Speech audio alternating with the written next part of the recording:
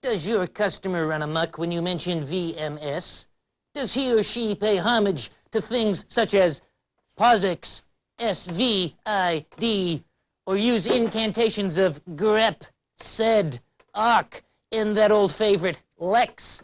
Does your customer mutter words like inode, root, oh, that's a good one, fork, UUCP, telnet, or vendor independence?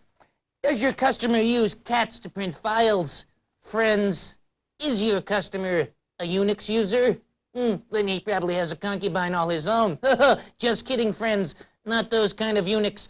I'm talking about the UNIX operating system.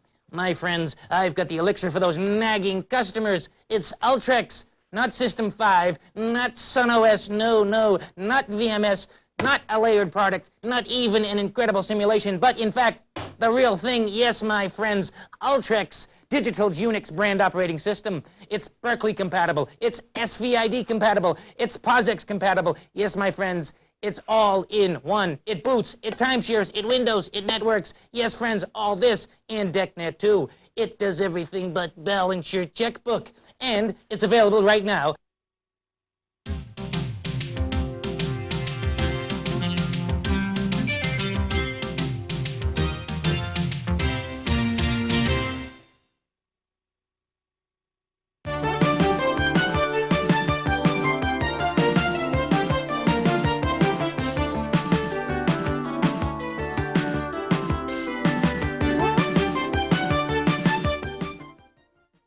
Welcome. This is the Digital Video Network, and I'm Buzz Luttrell, your host for this program.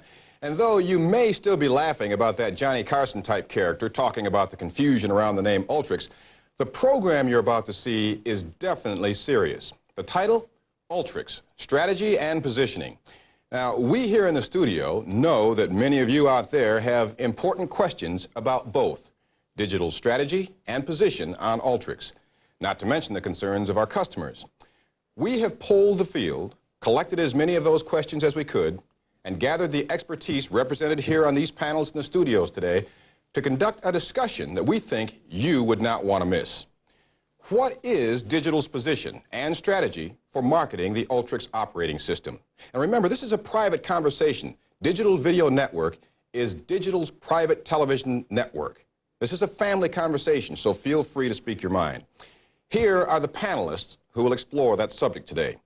Fred Avolio is from the Mid-Atlantic area. Fred is one of the first UNIX sales support people hired by Digital. Ed Manning is a sales consultant from our corporate conferencing group. He provides non-disclosure product and strategy information to the field, and he has been involved with UNIX for 5 years. Daryl Rice is a strategic account manager from the General Motors corporate account group, responsible for engineering workstations and UNIX strategies within the GM group. Maureen Robinson is a strategic account manager for Shell Oil. Located in Houston, she has responsibility for the workstation strategy as one of her major responsibilities. She has been with Digital for 5 years. Will Simbor is an ULTRIX consultant in the Detroit ACT, covering the East Central area. He has been in the UNIX market for the past 6 years, and 2 of those years were spent with Digital. We had also wanted to invite Eric Jaeger, but he had other commitments that he just couldn't break. Eric is from the Western area. And from the executive perspective, Steve Davis, corporate manager of CSSE, Joe DiNucci, U.S. Workstations sales manager, Jerry Paxton, vice president of discrete manufacturing and industry marketing, Peter Smith, vice president of product marketing, and Don McGinnis, vice president, engineering systems group. Now, Don, would you please step up here to the podium? Don is going to set the stage for a discussion that we believe will set the record straight on just who has the best operating systems on the market today. And you notice that I said systems with an S. That's VMS and ULTRIX. Don, take it away. Thank you, Buzz. UNIX is an important and growing part of Digital's business, but Digital recognizes that we need to upgrade our efforts to match the growth in customer requirements. To achieve this redirection, we need a complete and clear multifunction strategy for UNIX. We want to make it clear what the strategy is. In the next 15 minutes, you will hear Digital senior management discuss all aspects of our UNIX strategy. The Digital UNIX strategy includes 10 major elements: support of the complete set of Digital products, a leadership UNIX operating system, layered software products such as tools and compilers, applications for the areas needed by customers, clear messages from digital to the press and to our customers about the strategy, sales and sales support for UNIX, software services, UNIX training, leadership in the standards community, and finally, leadership in the UNIX community. I'd like us to now take a look at Ken Olsen's statement of digital's commitment to ULTRIX. We've always been big in UNIX. For as far back as we've been making VAXes, 10% of the VAXes has been going strictly to 100% UNIX work. UNIX was written on a PDP-4, I think, and then a PDP-7, and then a 15, and then on to the others. So we've always been involved in UNIX. But we have had trouble with two messages. 2.5 years ago, we said we have equal enthusiasm and commitment to UNIX and VMS. We couldn't quite get that across to our salespeople because having two conflicting messages is hard. But there is no conflict. For those who want one, we're 100% for them. For those who want the other, we're 100% for them. And so we're renewing our commitment. Even though we've had it and invested heavily in dollars, we tended to be polarized within the company. Now our message is we sell both and we service the other things that customers want, like Apple and MS-DOS. Our drive is to have the very best UNIX. We're committed to it. We've been committed to it for some time. We plan to do this, basing it on the standards and then adding the features to it that make it easy to use, that make it possible to network around the world using worldwide international networking standards, and to put in those languages which are truly critical and those languages which we've had so much experience with doing in VMS. And UNIX is an obvious part of our strategy, along with VMS. However, for those people who use workstations and take advantage of the enormous quantity of software available in UNIX, who want to push the applications and push the software and have to fit into the community, which is largely UNIX, it is our goal to do the best, support it heartily, and we see no competition with VMS. Meanwhile, we will offer a UNIX that, for those applications, will be better than anyone else's. And we also have plans for the hardware to do both VMS and UNIX. Once in a while, do UNIX itself in a very competent, fast way. And this is a key part of our strategy and one which we do with enthusiasm. We also had an opportunity to talk with Jack Smith, Jack Shields, Don Busiek, and Bill Strecker and get their thoughts on where ULTRIX has been, where it is now, and where it's going. Over the years, it's become obvious that UNIX has become an operating system of choice to many of our customers, for whatever reason it may be. Could be religion. Some people just like UNIX because they like it. Some people like it because they've been trained on it. Some people indeed like it because from an application solution standpoint, they feel it is a better approach than a digital operating system or an IBM operating system per se. But obviously, UNIX, particularly in the technical marketplace, has become pervasive.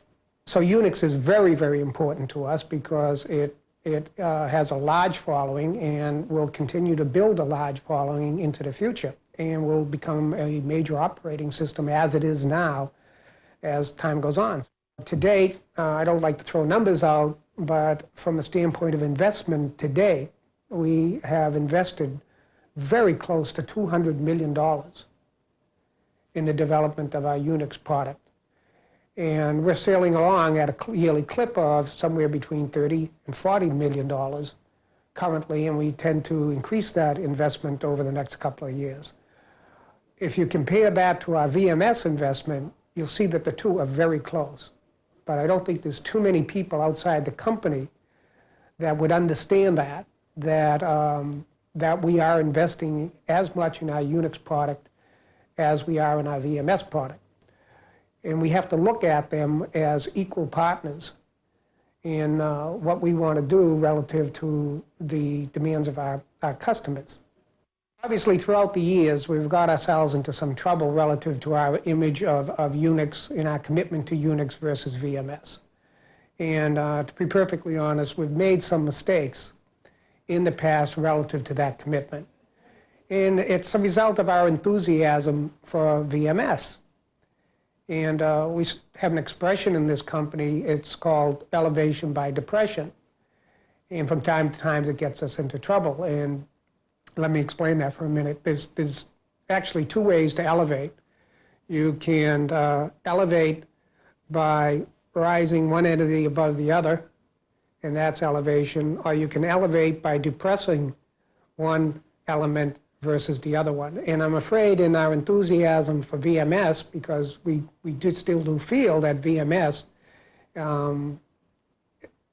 is a prime operating system of the company along with ULTRIX.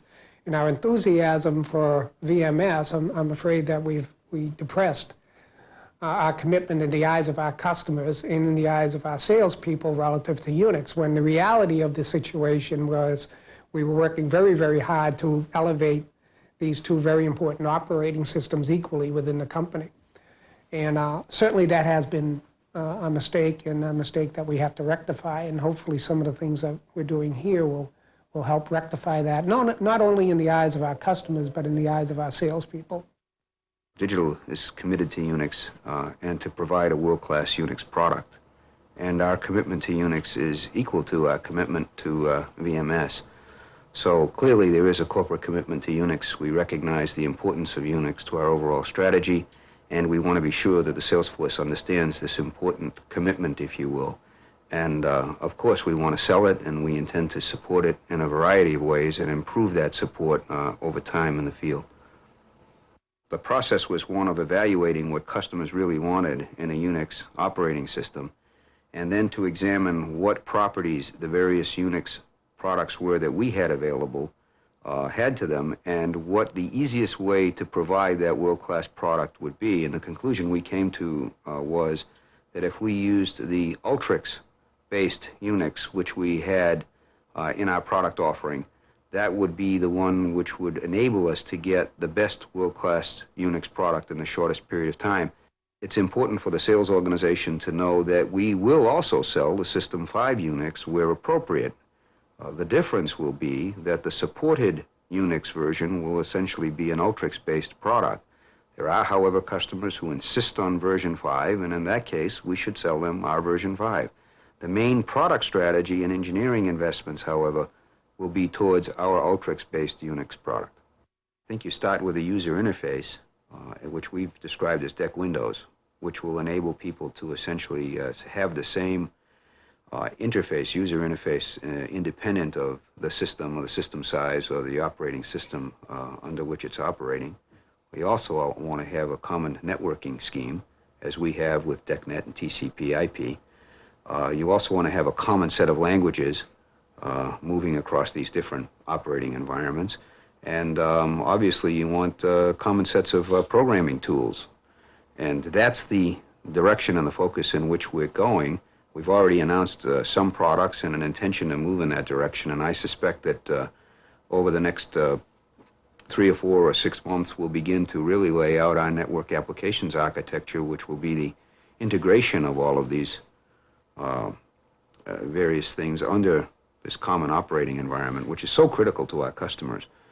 So I think we're moving above this question of VMS or UNIX or MS-DOS, and really we're operating at a much, much higher level. And I think it's appropriate for us to begin to have that sort of a discussion with our customers rather than at the level of MIPS and operating systems. The tremendous advantage that we have that others don't is we use a common hardware platform, the VAX.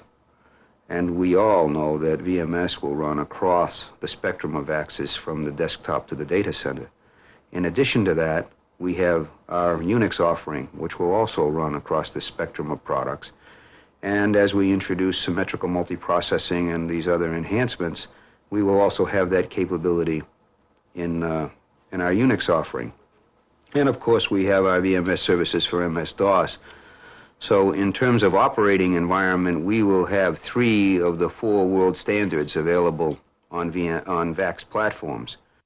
Over time, our strategy is to merge, if you will, these operating environments so that the customer can move from, say, VMS to a UNIX environment quite easily. And that's almost a riskless strategy from a customer perspective. Digital certainly needs the ULTRIX product. There is no question that some of our customers perceive the UNIX environment as one that allows portability of products.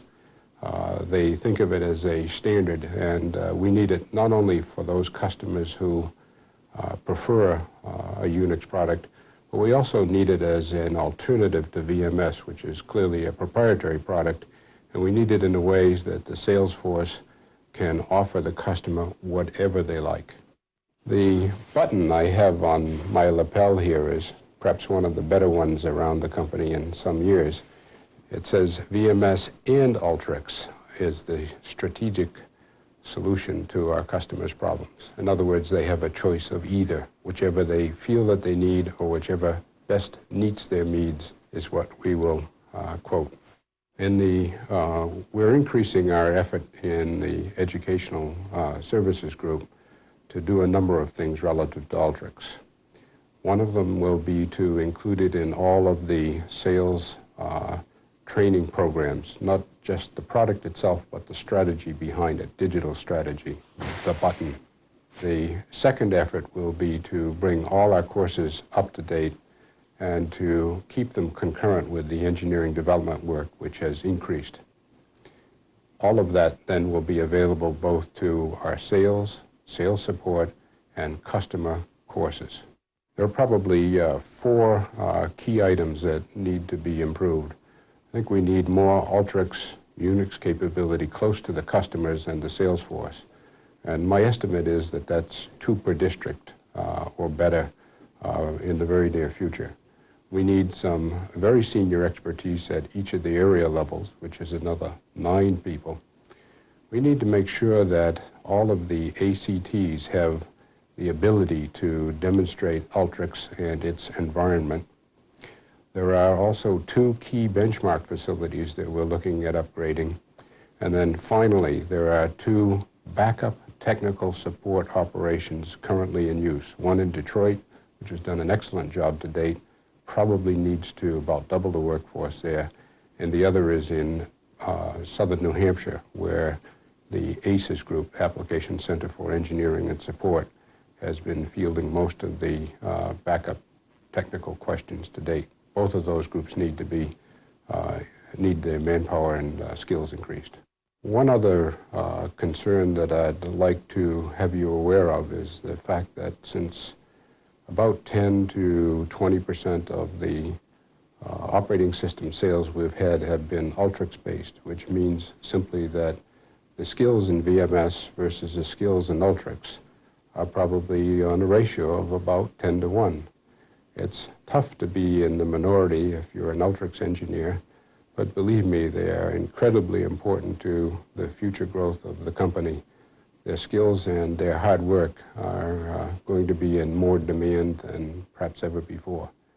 So take heart. Digital equipment is in the computer business to meet the needs of its customers. If its customers think UNIX is important, digital thinks UNIX is important, and we will endeavor to make a truly world-class UNIX product to meet the needs of our customers.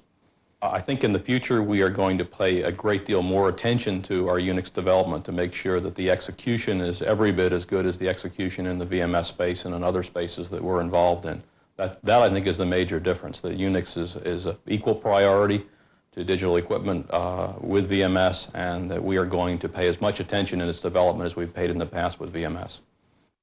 Digital's basic strategy, although people often say it's VMS, I think it's really distributed computing. It's network computing. It's bringing all types of computing in the organization together through the network.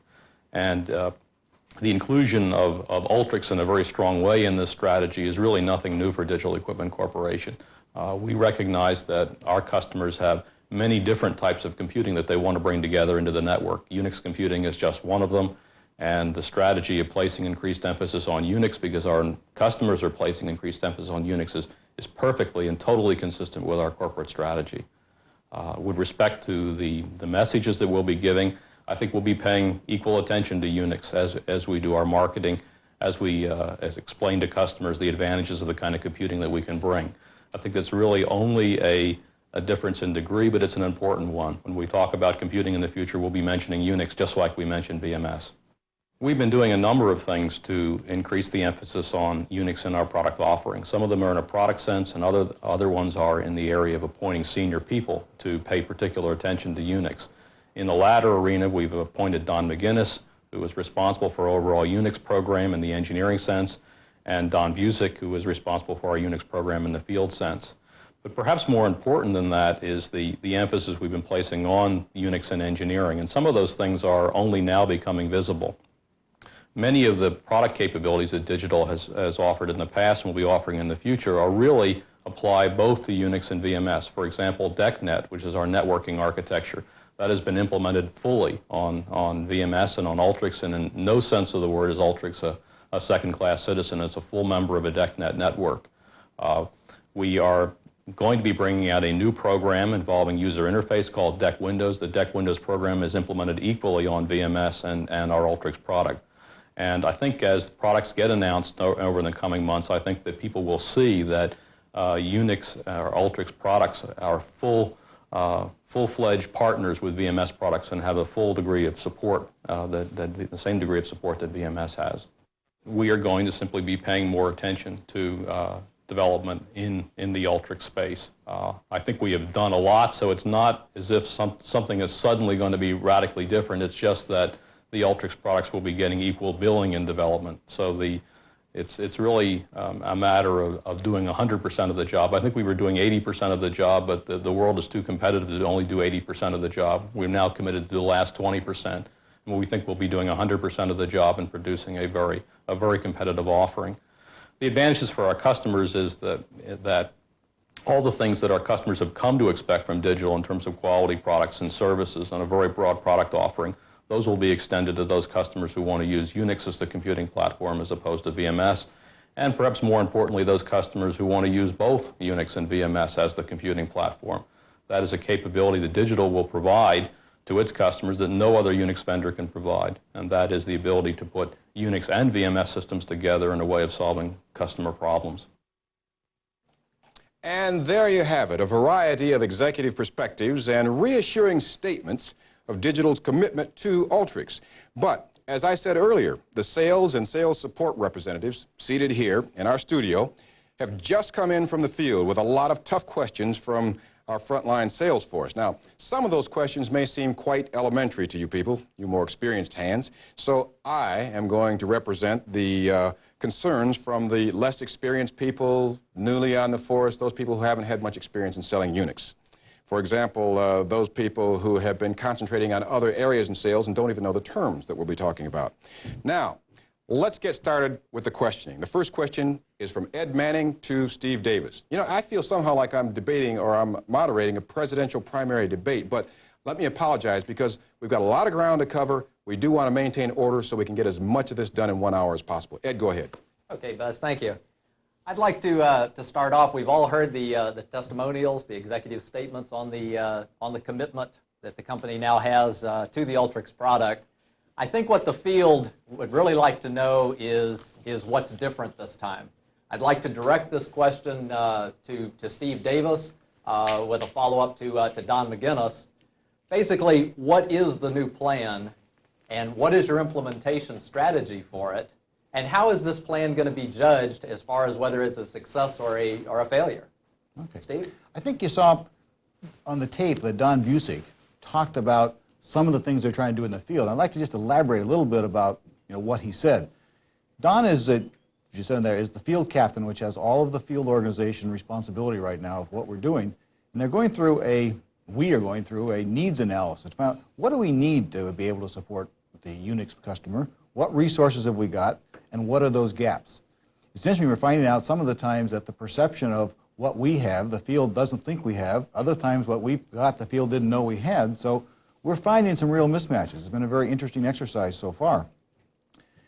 We have gone and identified some incremental headcount that is necessary to be able to do some areas, and we're talking about not just one area, but we're looking at pre-sales, we're looking at benchmarking, we're looking at the field service remedial offerings, we're looking at the consulting offerings, the ACT centers. I mean, all the way across the board, we're looking at, where do we have to beef it up? How we're going to measure it? There's really three ways we're going to measure it. One is market share. What happens? What's our UNIX market share, and how does it increase after what we do? Third way is customer recognition. We want to be able to make sure the customer recognizes the digital advantage is both ULTRIX and VMS, and it's not just a one operating system company.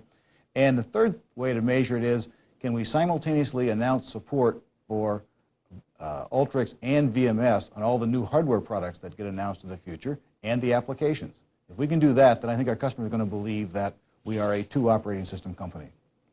Okay, Don, how about from a corporate perspective? Well, I think the first thing that people in the field should realize that what has changed is that the marketplace has changed remarkably.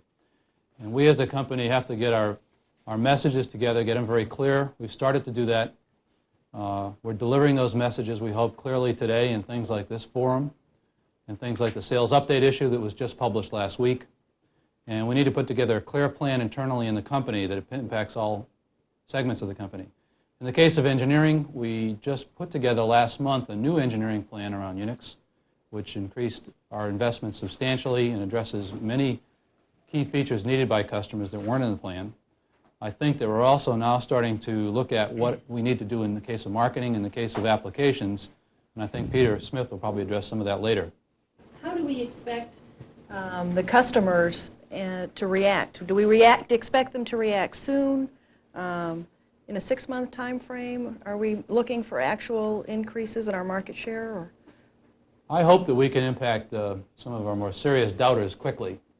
I think out of this DVN, we will make available a videotape that you can show to any customer. So if there are customers who have serious doubts about digital equipment's commitment to UNIX, they'll be able to look at that tape. And there will be customers who will take a long time to convert. But I hope that for the serious customers who are looking at UNIX, they will seriously evaluate digital in our products and not get caught up in the emotionalism that some of our competitors try to paint us off into some corner as not being serious. Ed, did you have some leftover business with Jerry Paxton, I believe? Well, I'd like to just build on what Maureen said. As far as the major industries are concerned, there is certainly a perception out there that perhaps digital is not as committed to UNIX as it could be.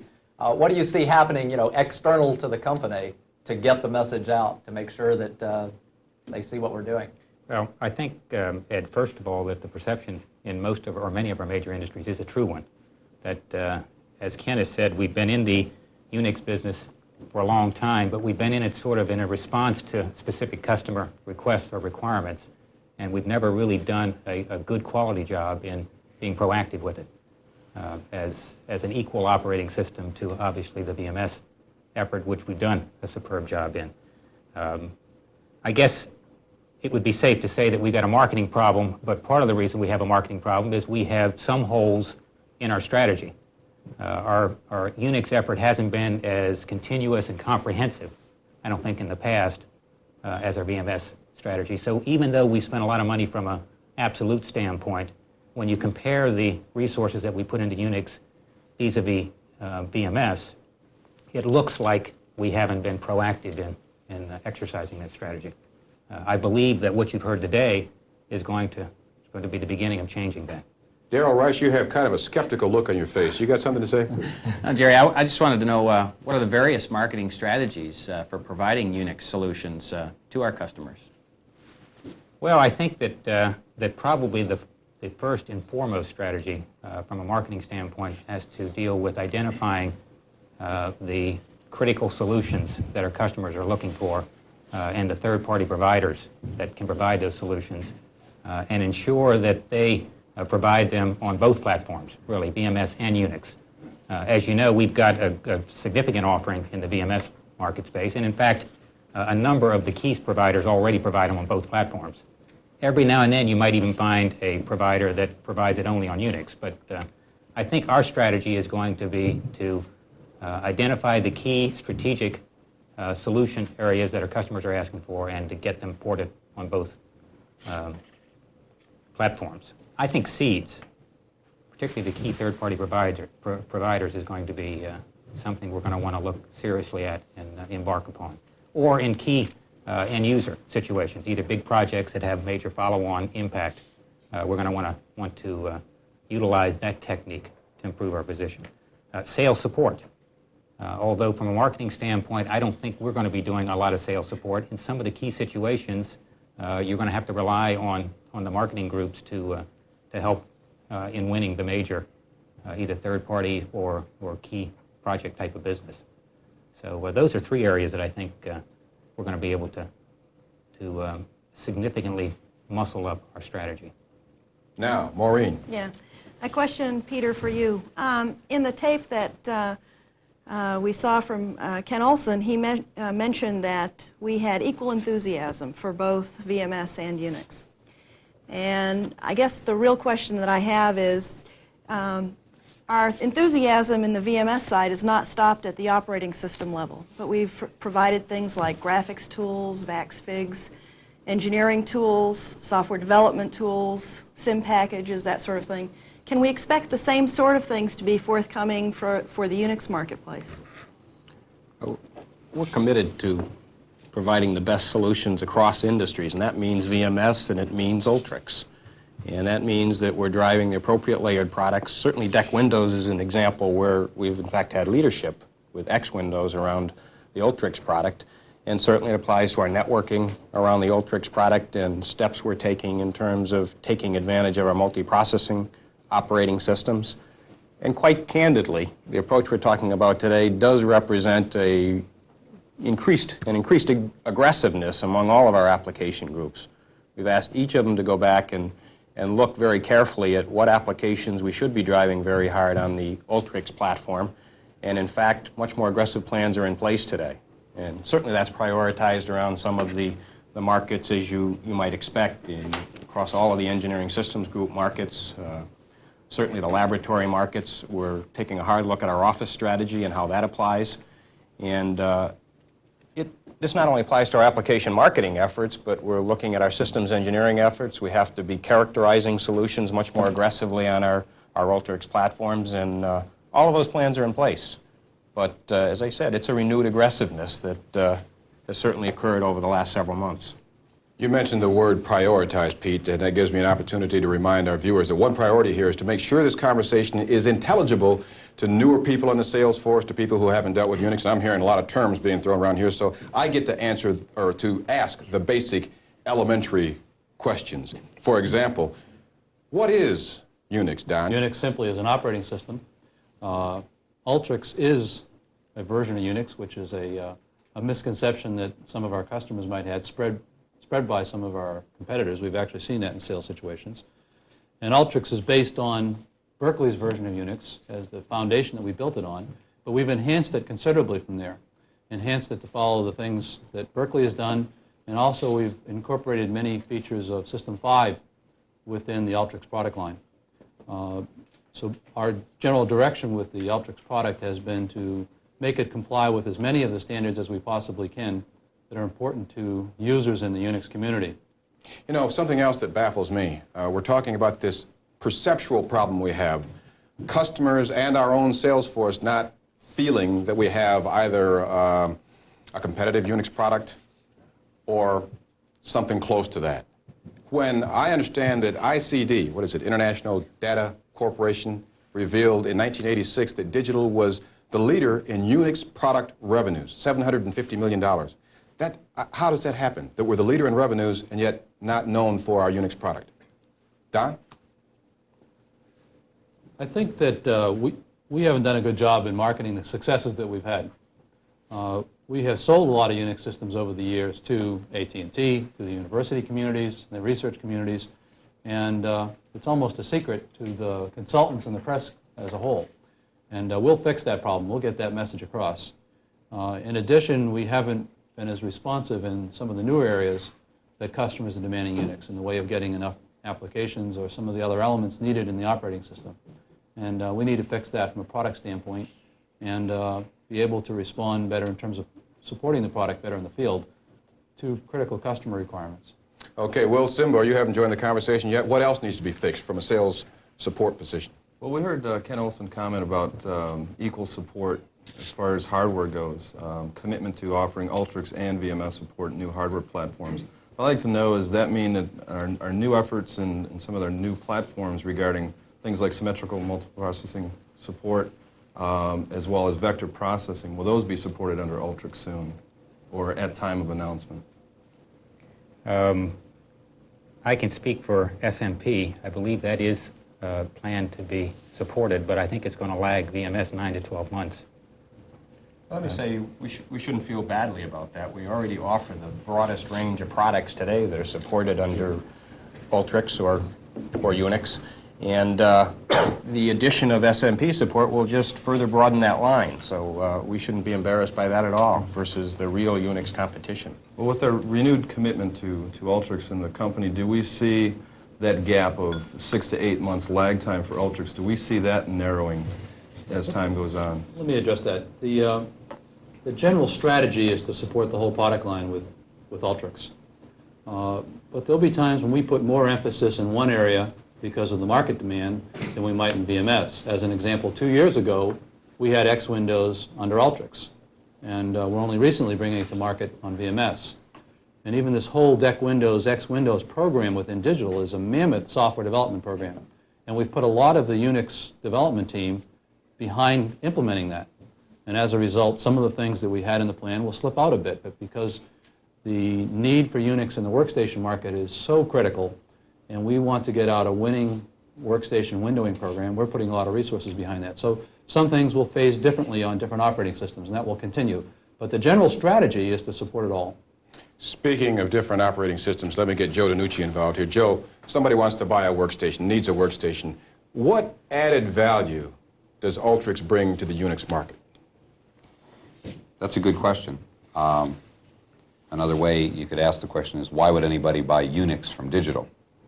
There is a variety of reasons, including actual product content, software that we have written and layered on top of the UNIX kernel that are part of our ULTRIX offering, including our networking capability, the compilers that we offer.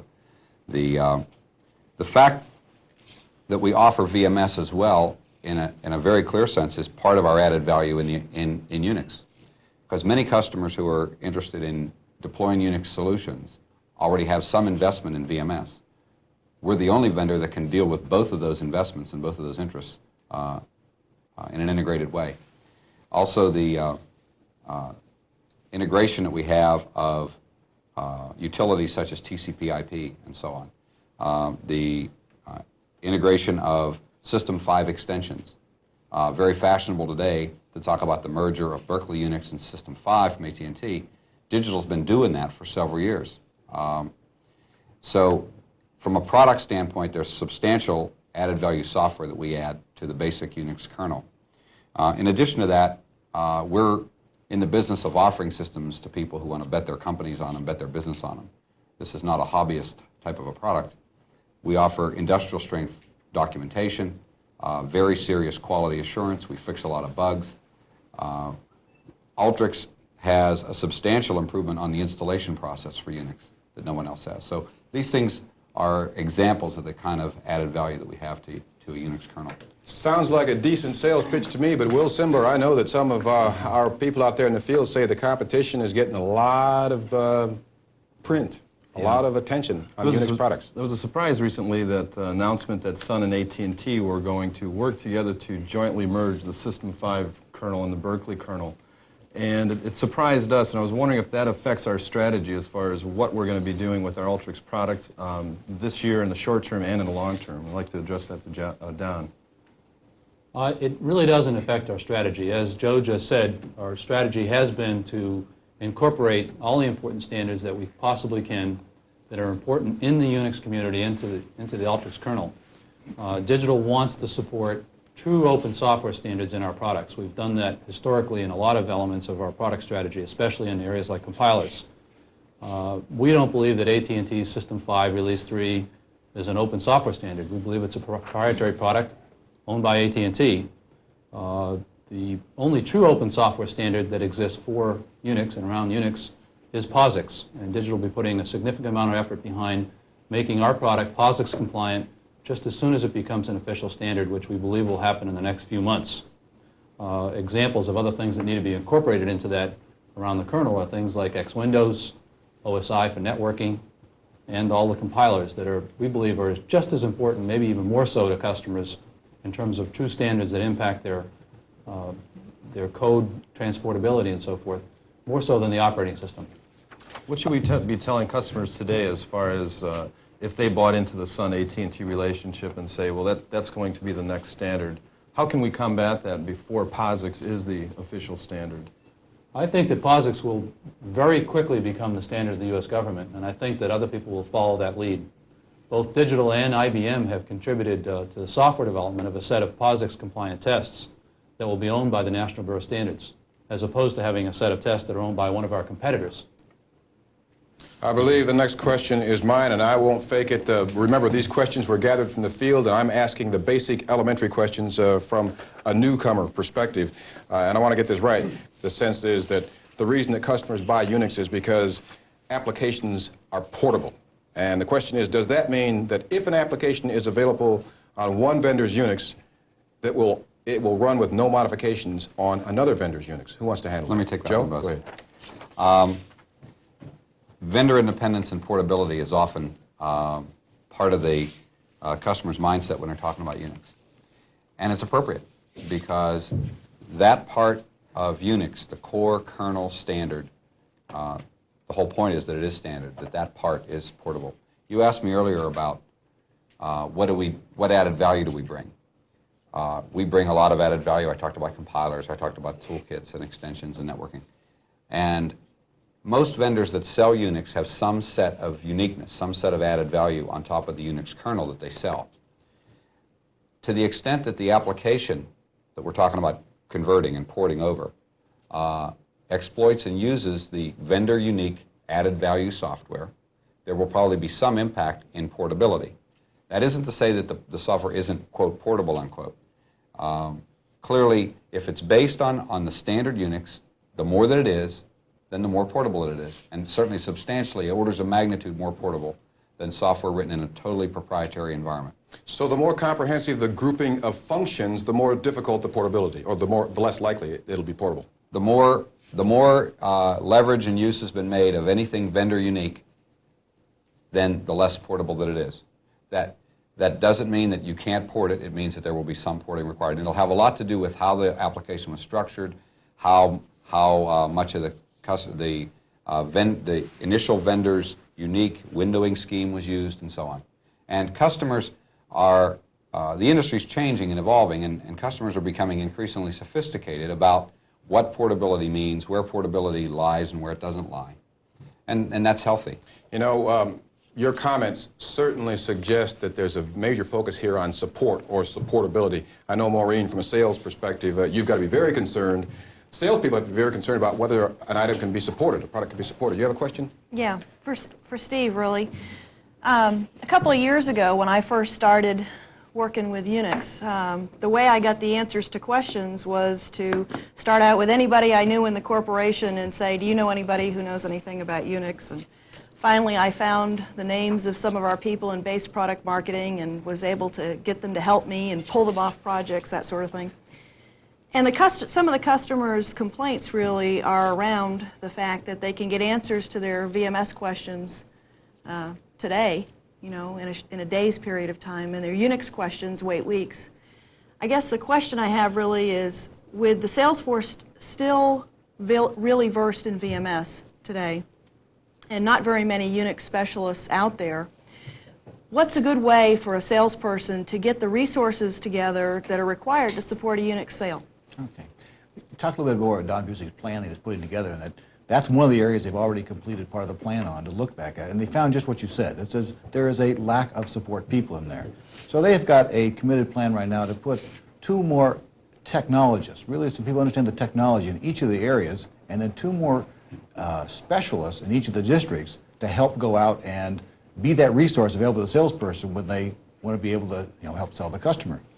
We're also adding people into the CSCs to make sure that when that customer calls in with their SPS contract, that there is somebody there to be able to answer their VMS question and their ULTRIX question with the same fast response time. Fred Avolio, I know Wait, that... just a second. go ahead, I Margaret, want to. There's one other piece of that I wanted to ask about, and that was our field service engineers, for example. Are they being trained a little bit more in the Unix operating system so that when they arrive on site to fix a broken Unix machine, they'll be a little bit more versed in what to do? Yes, they are. In fact, we have been fixing the ULTRIX machines for as long as Digital sold ULTRIX. And in fact, we even service some of the machines that don't have one of the Digital ULTRIX on. They've got a Unix system on them. But we recognize that the person who fixed the machine had to know the software and the hardware. And so we put some training courses together for the field service engineer to tell them, here's what Unix is. And we made them self-paced so that they can get them out there. We don't have to bring everybody back into a central facility because we recognize that that's not going to happen. We've got to get the training back out to those. And so the field is going through that right now to get that expertise in place. I'd like to add something also. Maureen, the original question was, where does sales go now to get help when you got a Unix problem? And I am really delighted at the plans that senior management has now bought in on and are committed to implementing to staff out Unix support in the field. Now, as of March 3rd, 1988, we're not exactly where we want to be, but there is some support out there. What I really recommend every salesperson do is that their first line of attack for Unix support should be to assume that it's there and go straight at the sales support organization that they would normally go to for any sales support. Because this is part of a cultural change that's happening. And if alternatively you only go off on your good old person network and go to the people that you call Palo Alto or you call New Jersey or someplace that and the local people never get the message that the demand and the need is really there, we're going to have a tough time driving this all the way through the knothole. They'll say they don't have any requests. Go straight to the sales support organization as you would for any other product and ask for the help.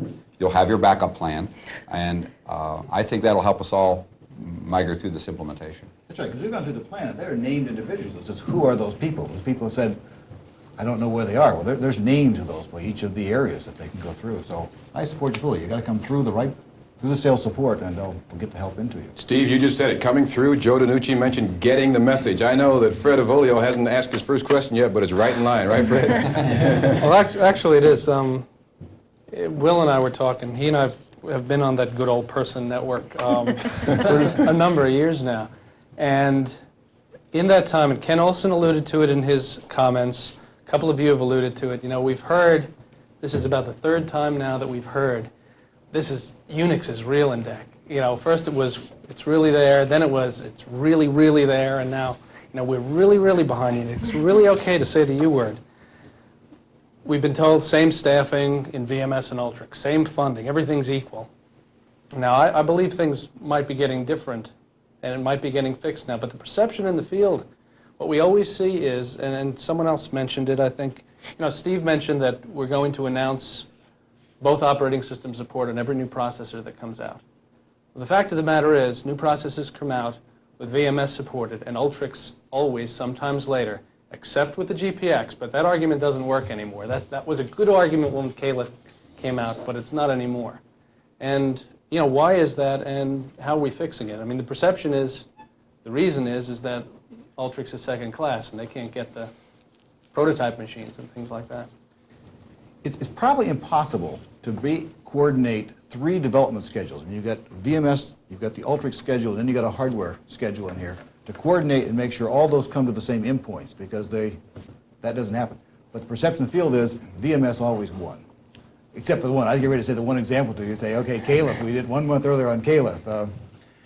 I think the strategy was never to bring it out later, but the strategy wasn't there to bring them together. And that is a change. We're going through and say, can we bring those out? And I think you see with the new workstations, they have come out, closer at the same point in time. Fred, are you satisfied with that? And remember, the people in the field who sent in these questions, from whom we gather these questions, are watching, and they're saying, Fred, wait a minute, that's not all. Is that it, or? Well, let me add something to that. They're equal in importance, but they're different. I'm not sure we're setting expectations correctly if we say every product comes out, they come out at exactly the same time. Don commented earlier on the lead we've had with X Windows around ULTRIX. And we have had workstations come out. In fact, the GPX is our favorite example. ahead of VMS. And I don't think we need to always compare ourselves to VMS. I think we ought to compare ourselves to Sun and where the issues really are. And we are clearly committed to be driving those products around ULTRIX that are relevant to the ULTRIX marketplace. And I think we sometimes get a little confused when we always have to draw comparisons to VMS. And they're equal in importance, but I think their direction is going to be slightly different in terms of the products and the layered areas that are important to. Bill Simber, I know you've got more questions from the support side. Well, we spoke about the processor support, but there's other things inside digital that are offered on VMS and not under ULTRIX. Things like the Q-bus boards, for instance, the IEEE 488 board, which is a communications board, or a map board for the Q-bus product line. Why can't we offer those under ULTRIX? Are those groups that are responsible for providing the drivers or the hardware for that, have they really bought into ULTRIX, or is it still VMS only support for those products? I think that when it comes to specialized devices outside of tapes and disks, the ULTRIX group has the same process the VMS group does. They look at requirements, we look at the market value of doing those things versus doing other investments. And if there are strong market requirements for doing support of a particular board, we'll do it. I think it's quite that simple. We have the resources, we're building the resources into the ULTRIX group to do it. We haven't always had it. But unless there's strong market requirements to do it, they won't be done. And in many cases, those are the kind of very specialized devices, probably better supported for a particular customer by software services. I want to remind you again that Digital Video Network is a private satellite television facility.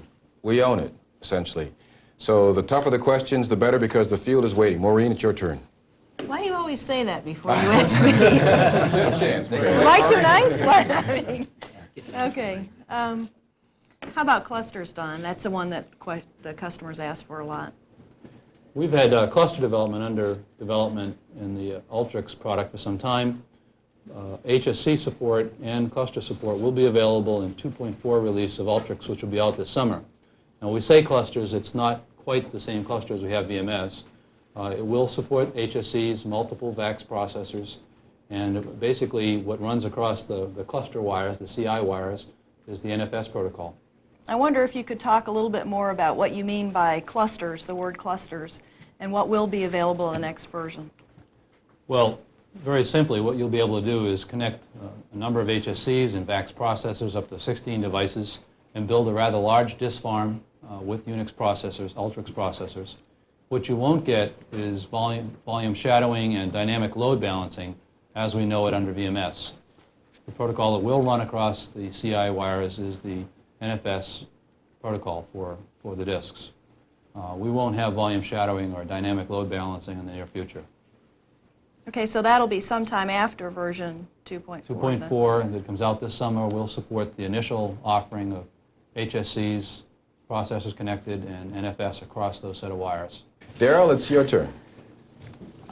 It's for Jerry. I've had a parochial view of things, meeting with the GM group and the automotive industry, and there's been tremendous impact to the auto industry and the whole question of UNIX. And I was wondering if, obviously, you could comment on what other industries are feeling the impact of UNIX, and is it just an automotive-related issue at this point in time?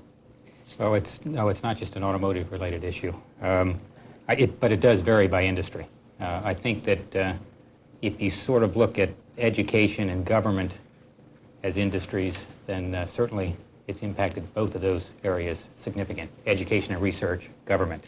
It also, I think, has had a continuing, and that continuing impact is increasing in the manufacturing industries, primarily in the engineering space, because I think that is the area where we're seeing most of the pressure for UNIX applications, UNIX platforms.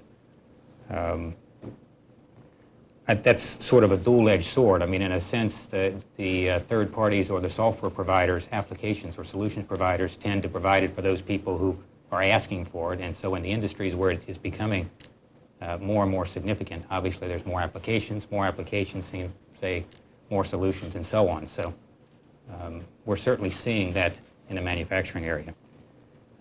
I think our belief is that as we get a stronger orientation towards ULTRIX, that we can position ourselves in a way that in the not too distant future we can really offer a customer a real choice. I hope that's sufficient because we got a lot of ground to cover here, Darrell. The way the questions came in, we bundled a couple. You get another chance here. Well, we already asked a question previously on the marketing strategies, but do you have any more specifics around some of the necessary tools to arm field people in providing Unix-type solutions? Well, I think a lot of our emphasis from a marketing standpoint is in the area of training, both industry-oriented training as well as applications training, and in the Unix context, certainly training specifically to those applications and solutions in the Unix or ULTRIX environment. Sales support we talked a little bit about before, not so much from providing the sales support, but trying to ensure that sales support is available in the key areas where it's going to be most effective for us. And lastly, and I saw Fred smile when I said seeds before, I think we are going to have to start investing, particularly given the perception in the marketplace of our Unix offering. People are going to have to try it. So we're going to have to get seeds out there, equipment for them to work on. Steve, a lot of our customers are looking at Unix today for new applications. And this is true for me in particular. They were VMS customers before, but have made the decision that new applications will be Unix applications, at least in one segment of the business. And it kind of brings up some interesting problems for the customer. And I was wondering if you could address for us what Digital's integration strategy is going to be. How are we going to bring VMS and ULTRIX together? And then how are we going to help that merge with what our strategy is with regard to IBM, especially the VM environment? And then how are we going to address interoperability between all of those operating systems? Do we have a strategy around that? Yes, we do. And the strategy really is, it's always been the networking to bring things together. Now we recognize that there's going to be other operating systems that are going to be coexisting together in this enterprise computing. We're doing things like having common compilers so that you can have the same compiler in both places. The DDIF, the document interchange format, so that you'll be able to exchange documents in either operating system. They're going to look the same. Deck Windows is going to come out. It'll be the same on the ULTRIX as it will be on the VMS. All the way through, we're trying to make it such that the customer will be able to use either one. Don talked about the supporting clusters, the ULTRIX bridge, which allow a person to be able to have ULTRIX workstations accessing files on their VMS system, and they'll look like they're an ULTRIX system there. With respect to VM, it's the SNA gateways. We're going through the SNA, the gateway, to say how do we get down from our system into the IBM system. We'll continue to push on that one. On the desktop, there was a special sales update article that came out just recently. You saw the announcements with Ken and Scully from Apple that the network application support. We're trying to take together really 5 operating systems, make sure that we can support all 5 of those and help tie together our customer's environment. To direct a question to Peter regarding, we've heard a lot about commitment to hardware platform for both the operating systems, the operating environment itself with DEC Windows and ULTRIX support. There's about 4 things involved in selling a complete solution to a customer, and that is a hardware platform, operating environment, applications, and support. How are we going to direct the application strategy that we have to put in place to make sure that we can give a complete solution to a customer under ULTRIX? A couple parts to your question there. First, I might start off and say we shouldn't be too humble about what we already have. There's some 500 applications that run today on ULTRIX, and they're available in the soft-base file. And in fact, we're rewriting the ULTRIX software source guide to in fact, take advantage of those. It represents something like 100% increase from last year. Now, that's certainly not a complete answer to your question because, as I indicated earlier, we do have much more aggressive plans in each of our application groups to work with partners in a marketing sense, in a technical evaluation sense, and in a systems engineering sense to get those leadership applications onto our VAX ULTRIX platforms. And there are really a couple of parts to the way we need to do that. First, the platform has to be attractive. And as we come out with our workstation products, we're assuring that those platforms are, in fact, attractive to our partners. The work we're doing around DEC Windows, for example. It probably has not been mentioned to date, but we've had a DEC Windows training program underway for the last several months. And over the next 2 quarters, we'll run something like 300 partners through that Deck Windows program. And figures to date indicate that 40% of those partners, in fact, are ULTRIX-based applications. So we're seeing very much of an increased aggressiveness in terms of our working with partners on the desktop strategy. And then there's any number of programs. So we've got to work with these partners not only from a technical point of view, but get their applications demoed out in the application centers, make sure they're showcased at events such as Deck World. So it's a marketing job, it's a technical evaluation and systems engineering job, and it's a programs job in terms of making sure we're showcasing those applications. What criteria are we using to determine which layered products we do port from VMS to ULTRIX? Don, would you like to take a shot at that? Once again, we look at the broad market and see where the real heavy market interest is. That's why to date we've brought over the VAX Fortran compiler, VAX C compiler, and the VAX List compiler based on those market interests. The other obvious ones are VAX Ada and VAX Pascal. They're out a good bit in time. We do have third-party compilers that cover Ada, Pascal, COBOL, and a number of other areas. Are there additional products that we can expect to see coming out shortly or ported shortly? I think there are other areas where customers are interested in database products, as an example. Today we have digital DDS contracts with Ingress, a recent one we just brought on, and with Unify. Most of the Unix customers that are interested in relational database are typically looking for a vendor-independent database system, if you will, because they want to run it on other systems as well, which is why we're selling and distributing third-party databases under ULTRIX. So does that imply then that we won't probably see a port from RDB, at this point in time anyway, from VMS to... We actually have a plan, an engineering plan now, to port the VAX database tools as well, RDB. That's more than a year out in the future, though. Okay. And SQL support, will that go along with that part? I believe we have SQL support today under ULTRIX from a third party. There's a perception, and Joe, maybe you can talk to this. Our customers, and lots of internal people also, have a perception that Sun Microsystems has all the tools on their workstation. They have everything anyone wants, and when they get a workstation from DEC, especially ULTRIX-based, they turn it on, comes up, there's nothing there. We may have a lot of tools for productivity under VMS, but in the Unix workstation market, Sun has us beat there. What are we doing about that, or in fact, is it a false perception? It's a good thing Sun has tools on their Unix platform because it's the only platform they have. But maybe to get off the glib response, I think the reality is, and we've said it all day long, we are coming from a point where we had a tremendous enthusiasm for VMS and a lot of emphasis there. And our execution of a Unix strategy has lagged, and that is something that's undergone an enormous change in the corporation in the past year, and lots of new things are in the pipeline. For instance, the Deck Windows program, which we've heard about, made reference to a couple of times today, is I understand is the largest single dollar commitment to a software project in the company's history. And the tools that are, the windowing and toolkit software that's being written for Deck Windows will be every bit as appropriate and usable on our ULTRIX platform as on VMS.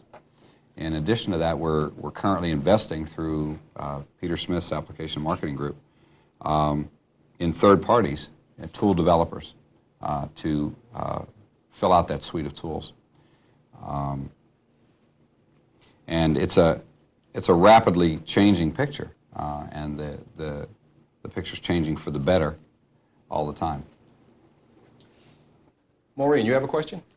Yes, Don. I'd like a little bit of clarification on the question I asked about criteria that Digital uses to port layered products, specifically with regard to case, though. Right now we have a task force looking at the requirements for case under ULTRIX. And that task force is coming forth with some recommendations very shortly. And I've seen some of the results, and it will be making some recommendations around third-party products that can be used immediately. And they'll also be recommending which of the VAC set tools that we need and in what order we need them. And we'll commit the resources to doing what comes out of those recommendations. Certain segments of our current development tools are important in the Unix marketplace, have a lot of value, and others aren't of any interest because there's already similar features in the Unix offering. And when we get that set of requirements, we'll respond to it, we'll put an engineering plan behind it and deliver it. So we'll have a full suite of tools by the time we go through the process of looking. We'll have a full set of tools. Some of the immediate ones will be third-party based. We'll have a long-range strategy, and once again, it'll merge with our VMS strategy for the long-term development of case tools. Regarding VMS products moving to ULTRIX, I think the first product that did that was DECnet ULTRIX. And in fact, it's a very good product. But it's not a full function DECnet. It's not the same DECnet that our brothers and sisters on the VMS side run. And there's a need, Don, for adding functionality, a full function routing node, for example, functionality. From about 3 months after ULTRIX first was announced in 1984, our peers in Europe have had customers pinging on them for X.25 support and things like that. X.25, X.400, SNA gateway support on an ULTRIX node running DECnet. Do we have plans for that? Do you see any of that being pulled together and developed? When we go to phase 5 OSI, we'll have full function routing node under DECnet ULTRIX. In terms of X25 and X29 for General Motors requirements, we've brought on, paid for the development of a third party to satisfy those requirements. We also have internal products under development as well to satisfy those, which will be coming out a little bit later, but the third party products are almost ready now for distribution. Okay. Is that okay with you?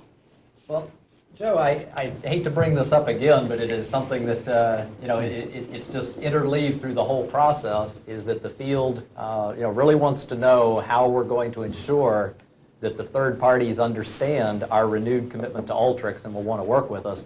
Now, a lot of things have been discussed. One of the more intriguing things that came up was in Peter's response about, showcasing applications and things like that, and mentioned DECworld. I wonder if you can comment on, what we might do to better showcase things, and do you see at the next DECworld a much larger exposure for ULTRIX than we saw at the previous one?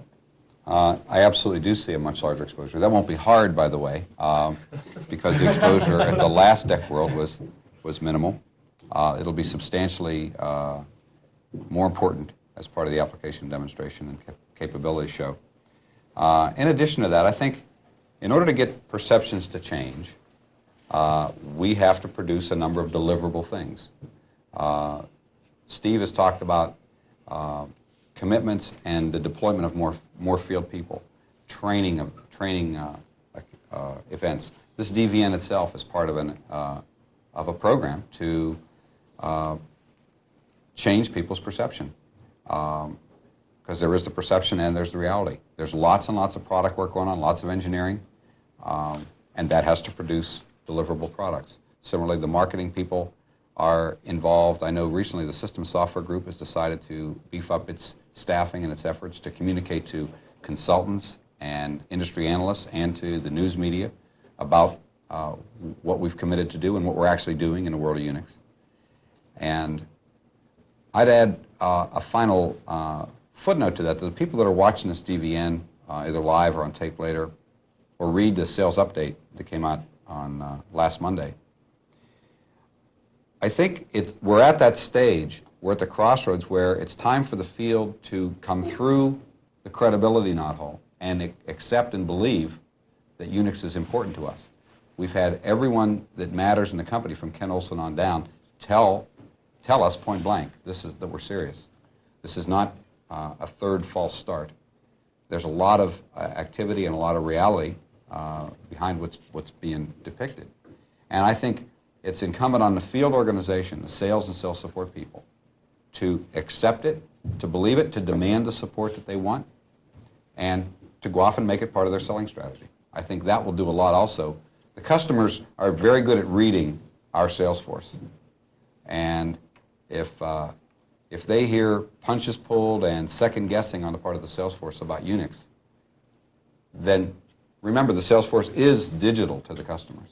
So the sales force has to internalize this message and believe it and go off and sell it. Let's hear more specifics from the sales support side. Specific kinds of questions that are being asked out there. Daryl? Specific kind of questions that are being asked are specifically for Peter, office automation.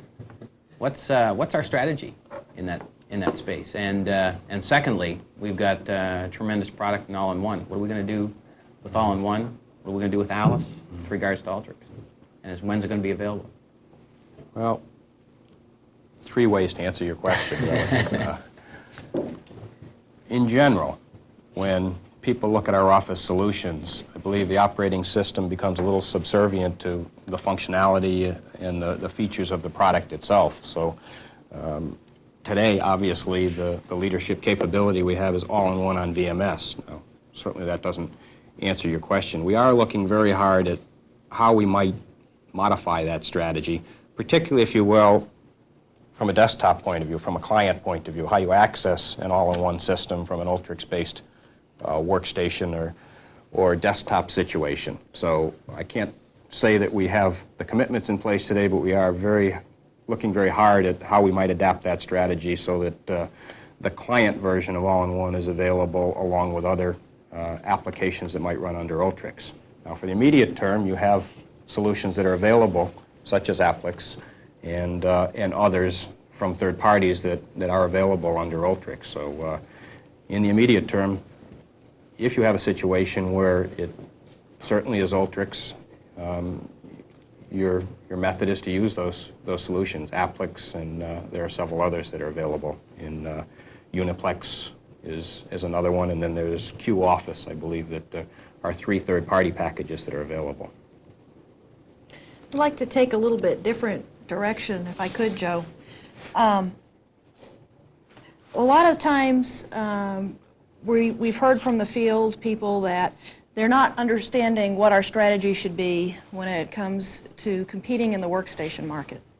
And the question I keep getting from the reps is, am I supposed to always go after a UNIX workstation request with a VMS solution? Or what should I do? And I wonder if you maybe could take us through a little bit of some of the questions that you might want to go through with a customer to determine which direction to go in the workstation market in particular. That's a fair question. Because while I consider it an advantage to offer a choice, it can also put us in a position of looking ambiguous or ambivalent and confused. If you only have one thing to sell, you don't have to make any decisions.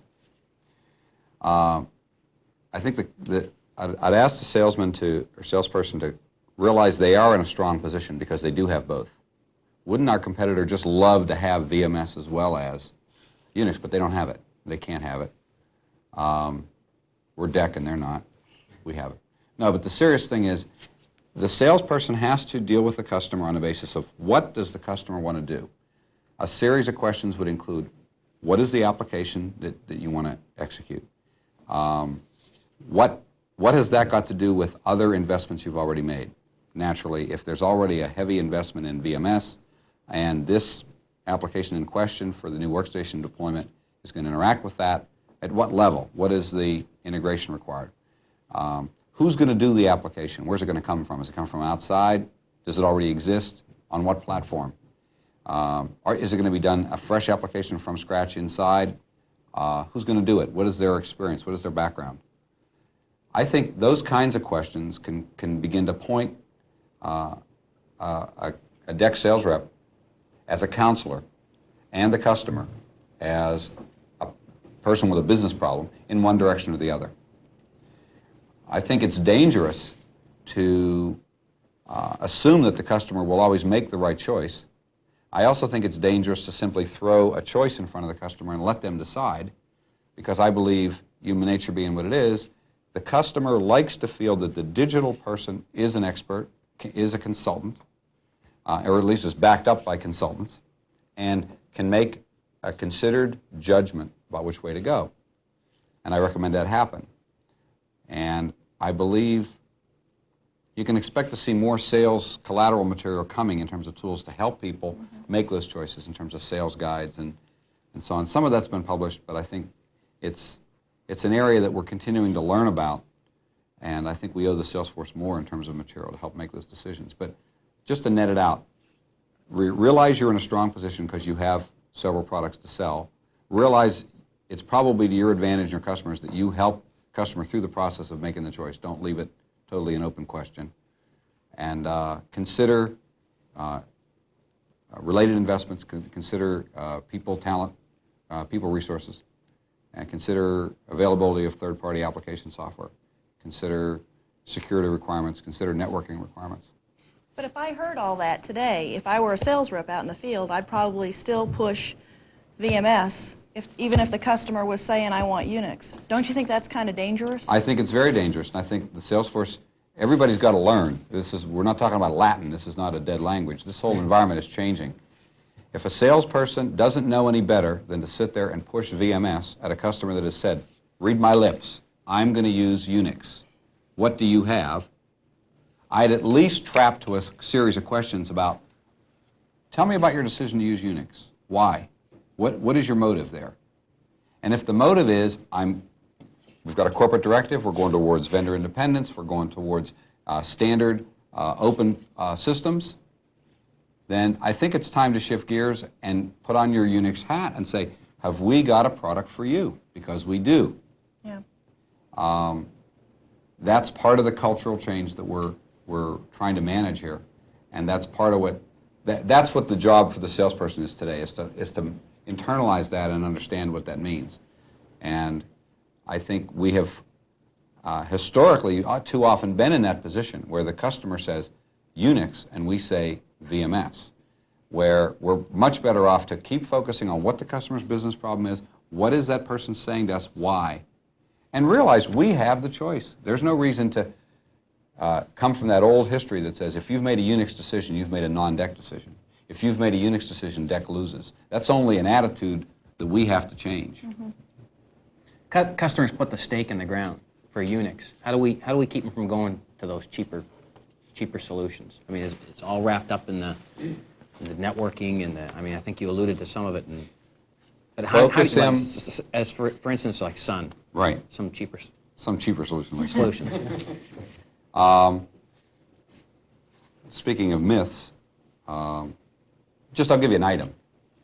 The typical cost per user for a Sun work system, cheaper, right, compared to the cost per user on a historical level of a time-shared solution is higher. Customers are prepared to spend more money to buy work systems from Sun than they used to spend to buy comparable application solutions from Digital on time-sharing. That's a true statement. I can prove it. Now, that doesn't mean that isn't a good thing to do. Let's talk about the fact that they've made a decision to go with UNIX, like you said, stake in the ground.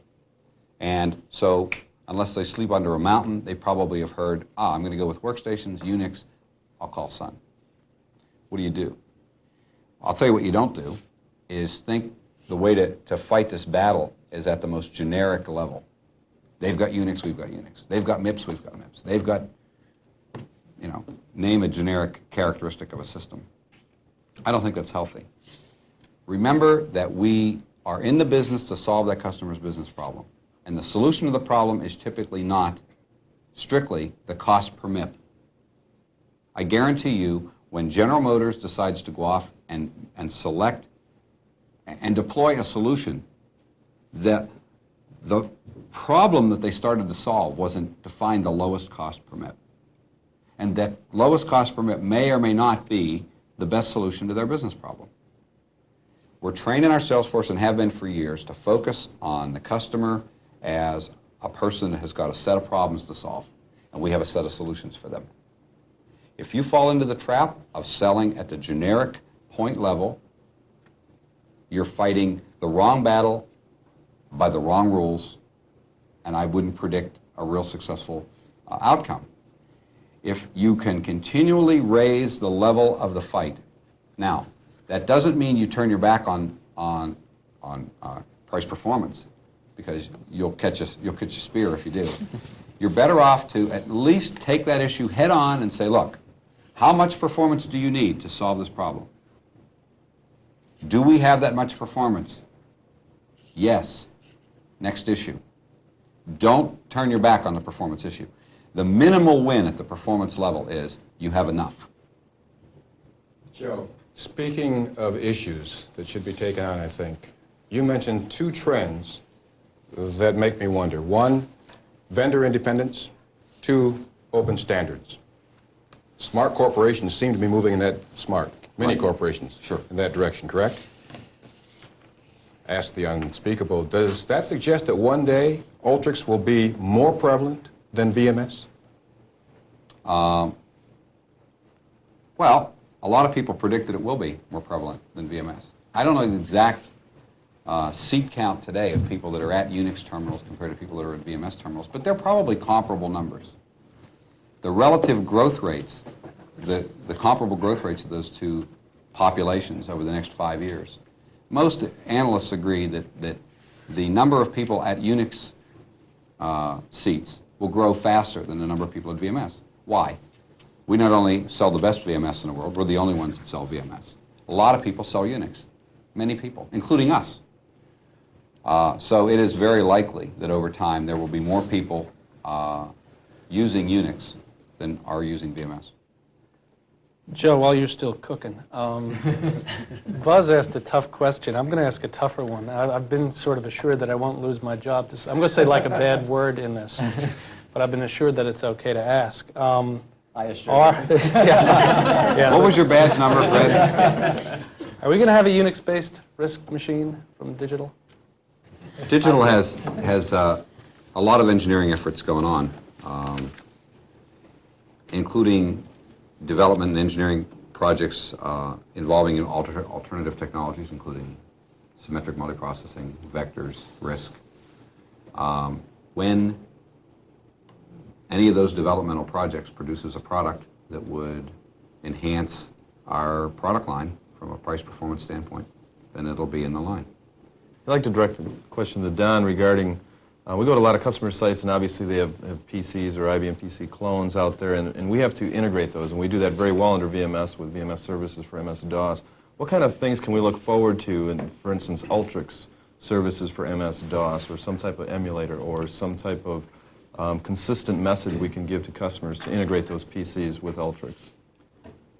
There's three different things. First is the windowing plan. The whole point behind X Windows and the direction we're heading with Windows is that when somebody has a workstation running MS Windows, you could open a window into an ULTRIX system to get compute services or any type of utilities from that ULTRIX system directly. In addition to that, we are looking at bringing on some third-party products to provide comparable products to what we have under VMS for MS-DOS users today. In addition to that, in terms of emulation of MS-DOS on an ULTRIX system and VMS, we're looking at one third-party product to satisfy both needs of VMS and ULTRIX for emulation of MS-DOS on either one of those host systems. We're coming into the home stretch here, but I need to ask this question because I'm going back to Washington, D.C., and I'll get hung up if I don't ask about it. Maybe, Steve, you can address it. A lot of our customers, especially government customers, require certain levels of security that they've established in their operating systems. What plans do we have for that under ULTRIX? We're actually trying to evaluate those plans. The plans right now, we almost make C2 right now, and there's the engineering evaluation work is going on to what would be required to make B1 and to A1. But we honestly don't know whether to make that investment or not. I guess we're asking, maybe turn the question back around and says, when you go back to Washington, help us assess how big that business is. I mean, we can't go back and do everything, and if that's a big piece of it, we've assessed now what it would take to go do it. Now we're trying to make the marketing decision. Should we go do it? It'll only be every piece of equipment we might sell in the federal government, so it's sort of a large piece of business. Well, speaking of the federal government, that certainly brings up a topic that has been a hot issue in the field for quite some time. It's unfortunate that at this moment, when the company is trying to stress very hard exactly what our commitments are with regards to the ULTRIX product, we have unintentionally generated some fairly negative press, particularly in the UNIX community at large, as to why we walked away from the Air Force bid. Don, if you could address that and give the salespeople, an answer that they can give to understand what all the factors were in that, other than just whether we were SVID compliant or not. Well, as people who may not be aware, we heavily protested that Air Force bid. And it was not, read very clearly, it was not because it was an anti-UNIX movement by Digital. Absolutely not. Our clear problem with that bid is that it specified a proprietary product. It specified AT&T's version of UNIX. And we thought that that set an extremely bad precedent for doing business with the government in the way they might specify software products, because they hadn't followed the proper procedures for naming a proprietary product. A lot of people in the press are asking all these vendors who are now concerned about AT&T and their recent directions why they're so concerned now. Our answer is that we've been concerned all along, and we've been very clear about our concerns. We don't want the U.S. government setting requirements for us to bid proprietary products. Don, it's been pointed out a number of times we don't want to necessarily compare ULTRIX with VMS, and especially in the time cycles and phases and releases and such. So let's compare it just for a second to the UNIX system it's based on, Berkeley UNIX. At any given time, there are one or two ULTRIX engineering folks on sabbatical at the University of California at Berkeley, working on Berkeley UNIX. There's usually two out there, and they cycle yearly, I guess, or so. On some of the products that have come out in 4.3, the latest release of Berkeley UNIX, were actually written by digital employees working on sabbatical at Berkeley. And yet, as an example, Bind and SendMail, both of which were worked on by our own people, still are not in our ULTRIX shipping product. Why is it that we're consistently 12 to 24 months behind what Berkeley UNIX is doing, when in fact some of the work is work that we've done? There's a very simple answer to that. We have a different set of requirements to ship product than, say, a university does.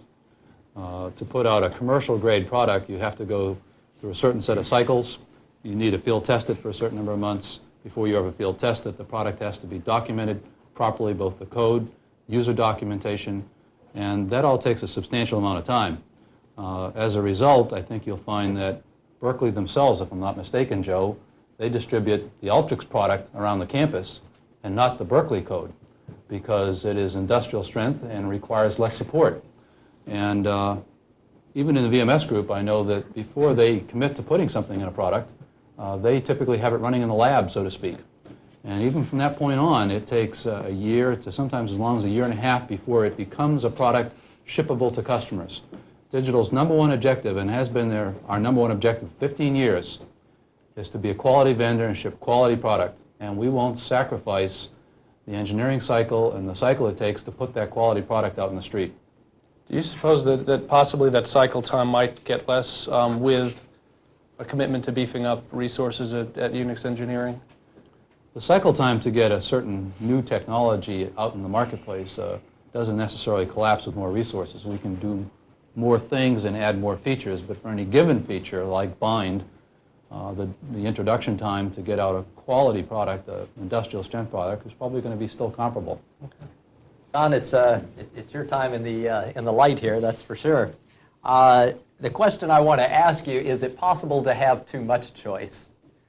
We talked earlier on, Joe was comparing the VMS and UNIX environments, and when would a salesperson want to present VMS as a solution? When would they want to present our UNIX product, ULTRIX, as a solution? We at this present time have some confusion in the field regarding exactly what our UNIX products are. There is ULTRIX, which is for the most part certainly what we've been talking about here today, ULTRIX with SVID compliance on the System 5 side. But then there is this other product that exists that people keep hearing about, and they keep calling me and asking about, what is this System 5 in New Jersey? Should I sell it? Do I need it? Is ULTRIX really what we're selling?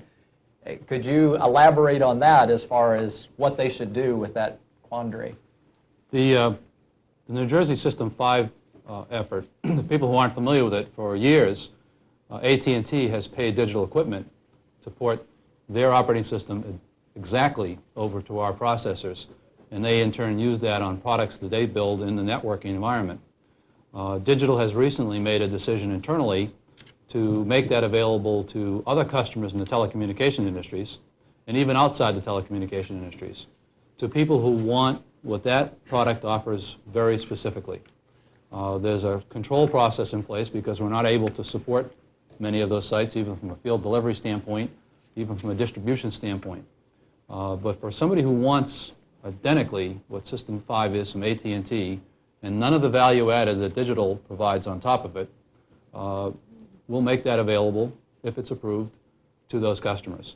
But the strategic product, the ones that we're putting the investment behind, the ones that we have training plans in place, the ones that we're putting support plans in place, the ones that we have integration plans in place with VMS, is ULTRIX. Okay, a follow-up comment on that. Maybe it could be a question, I don't know. We might want to be providing salespeople with some, maybe some questions that they can ask a customer to see if they can, figure out exactly what it is they're asking for. As Joe was talking about, a portable platform. A lot of the times when people are saying specifically System 5, they're really just talking about a generic platform that, in fact, ULTRIX could provide everything that they need.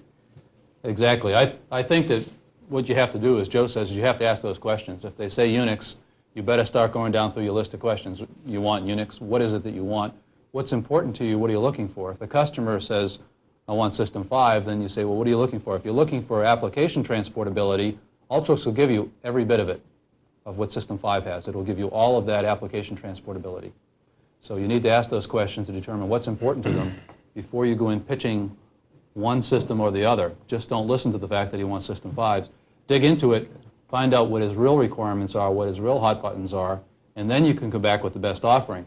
Because we found in cases, even within AT&T and the regional Bell operating companies, is that we'll go in selling System 5, maybe even selling ULTRIX, they'll end up buying VMS.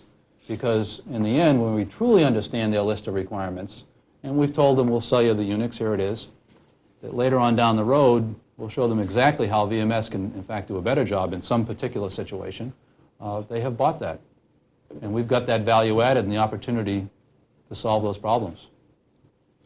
Depending on what industry you're selling into, you can have sort of a hint ahead of time as to whether or not it's going to be System 5 oriented or Berkeley, ULTRIX oriented. And that's not always a given, but certainly the more commercial industries and telecommunications tend to think of System 5 more when you say UNIX versus education, and some of the other industries look at it differently. Okay, I guess the lesson to learn there is that there is a series of questions that we do need to go through on each account to ensure that we understand which offering is appropriate for them. It also sounds to me that it's ULTRIX is our strategic product, ULTRIX is our UNIX operating system, but by exception, at very rare cases, we can offer System 5. Exactly right. Okay. Thank you. Okay, so we're hearing a very strong and general commitment, specific commitment in some respects, to ULTRIX. How's it all going to happen, Peter Smith? That's a good question. It's going to happen with a lot of hard work. This is a corporate commitment we're talking about, and it affects many, many groups in the company. It certainly affects Don's efforts and the ULTRIX group's activities, but it affects virtually every engineering group. We need commitment of mid-range systems folks, and they're committed. We need the networks people committed. We need the layered products committed where appropriate, as we said. We need the support organization committed. We need all of the application groups committed. So we're driving those directions in all of our plans, and we're monitoring it closely also at senior committees in the company, such as Executive Committee and the Product Management Strategy Committee. We review progress against these goals, and at Marketing and Sales Strategy Committee, certainly the field implementation aspects of it. But it is a major corporate commitment, and it requires all of the groups, including the field organization, pulling together on this. We have some product issues we talked about that we're addressing, and we certainly have some marketing issues that together with the field organization we have to address. But we're committed to do that, and we're committed to monitor our progress through the senior committees of the company. Okay, Joe, maybe in summary we could address the issue. You know, we've heard a lot of commitments and strategies and things that are ongoing. Let's take it down to a street level as far as what people are actually having to face on a day-to-day basis. And it is said that certainly Sun in the past and now Sun AT&T are leading the show. They're leading the UNIX show, and digital is catching up, is trying to follow up. Let's compare UNIX to UNIX and put all these strategies down into the street where we can use them. How can we change that perception? As Peter said, it'll take hard work. I think it also is good to know where you're coming from.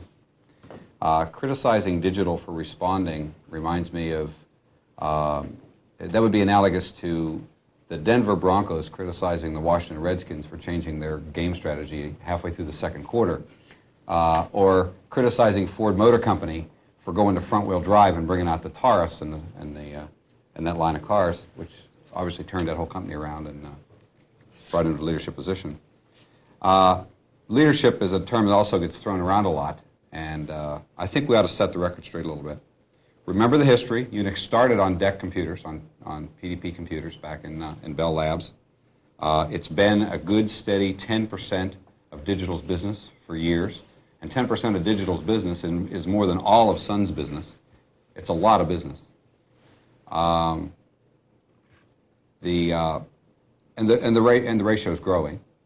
IDC, as we heard earlier from Buzz, documented that last year we were the largest single vendor of Unix-related computing at $750 million. So it's not chopped liver. We got a lot of, we're not exactly coming from a standing start in a Unix business.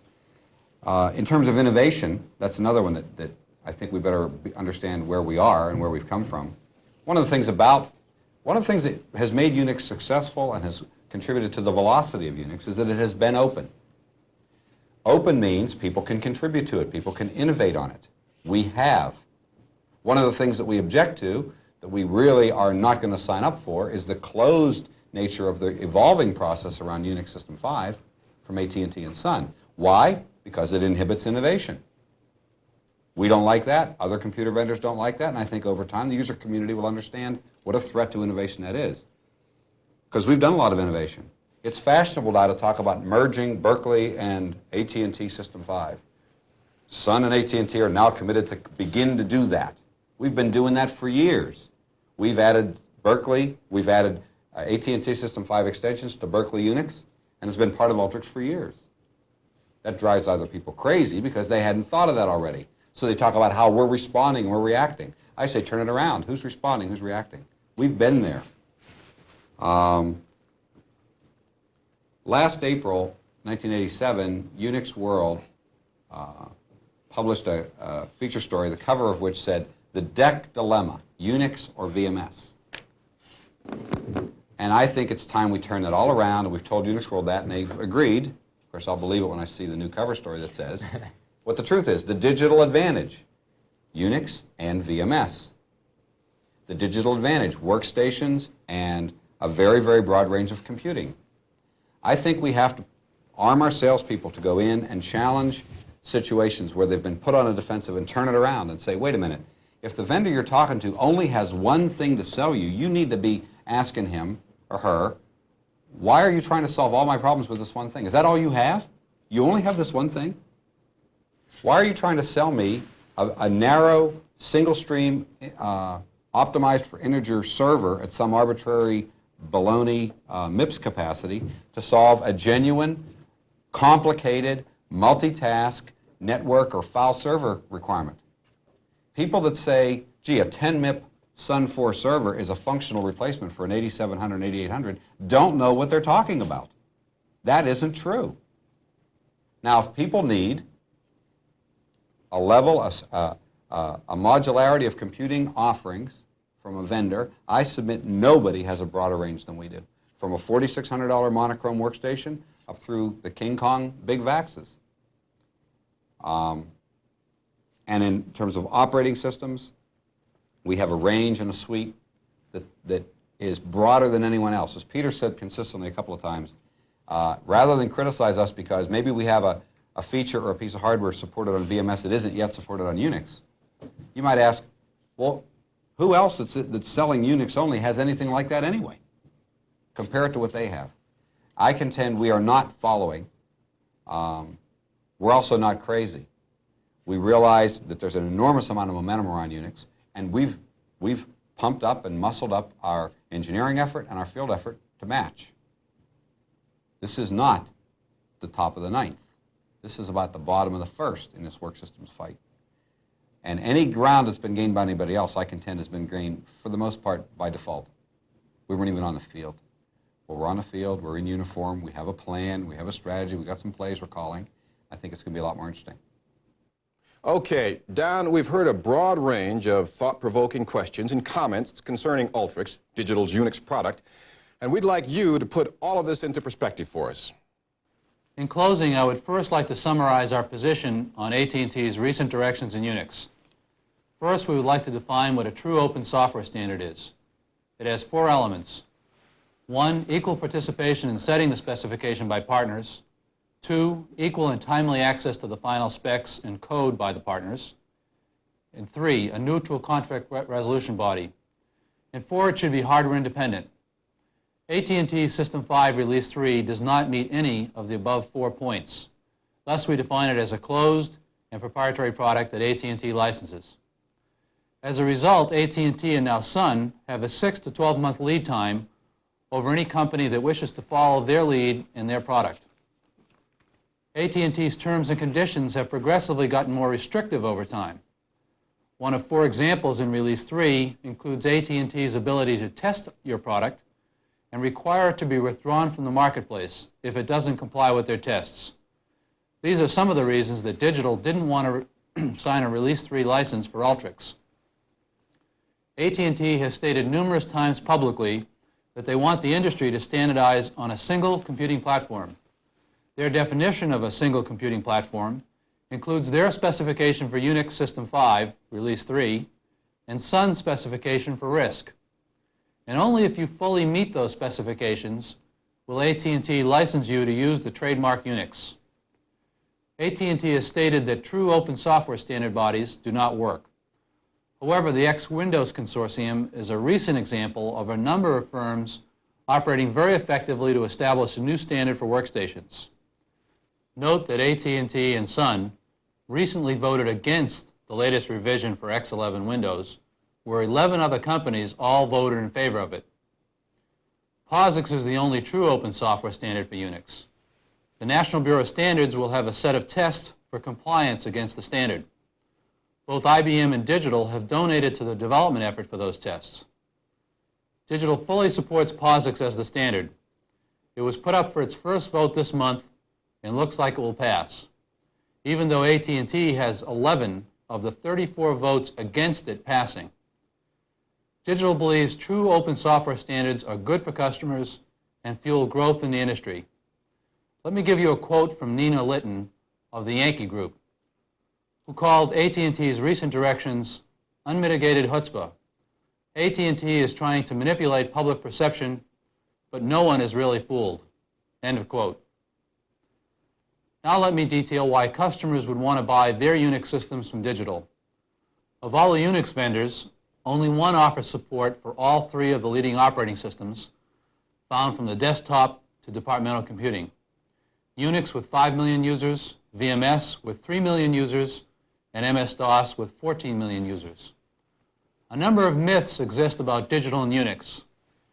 We have done so well with VMS that people only equate Digital to VMS. People don't equate Unix to Digital. There is the myth that we don't have Unix and we don't sell it. The industry wants us to compare ULTRIX to VMS, but it's the wrong comparison.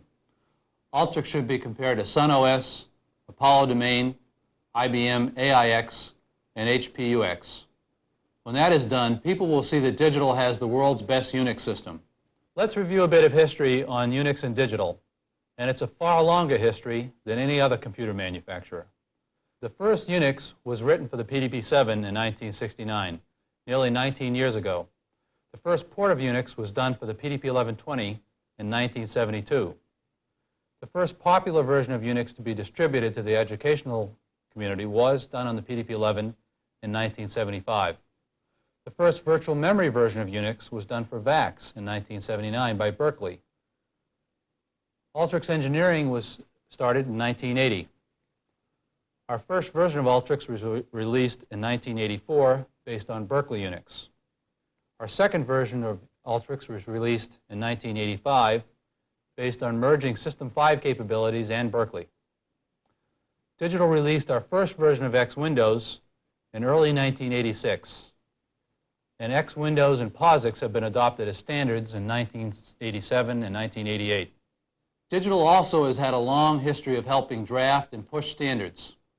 We've had people on practically every ANSI compiler committee. Other examples of standards we've pushed effectively in the community are Ethernet, OSI, and X Windows. Is UNIX an important business for Digital? You bet it is. A recent IDC survey showed that Digital is the leading vendor in UNIX system sales at revenues of over $746 million. This is big business.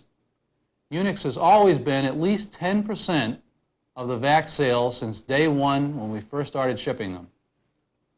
On VAX workstations a year ago, UNIX was 10% of the sales, and now has risen to 30% of the workstation sales. The UNIX business is growing rapidly for Digital. It's a clear misconception to say that it's not important to Digital. We haven't done a good job in marketing our UNIX successes to date. Now I would like to examine what is UNIX. This is our understanding of what people think UNIX is. From a generic point, all vendors look similar at the core operating system. They all base their UNIX systems on Berkeley or AT&T System 5. But computer vendors sell and support a complete environment. Yet everyone focuses on the operating system as the only standard. In reality, the UNIX environment includes standards for languages, networking, windowing, interfaces for applications, and tools. They are far more important to protecting the customer's investments than the operating system is. What is ULTRIX? ULTRIX is Digital's UNIX, based on the Berkeley standard with System 5 enhancements that include a number of ANSI-compatible compilers, Fortran, C, COBOL. It includes industry standards for networking, TCP/IP, NFS, DECnet. ULTRIX includes interface standards such as X Windows and the DEC Toolkit. Digital's long-term goal is to converge the environments around ULTRIX and VMS such that customers get a common environment from either VMS or ULTRIX, which would include a complete set of languages, networks, user interface, programming tools, and applications. The X Windows system is the first good example of where we're making the X user interface code the same on VMS as it is on ULTRIX. No other vendor will be able to offer the strengths of both VMS and ULTRIX. Let me summarize what we've said so far.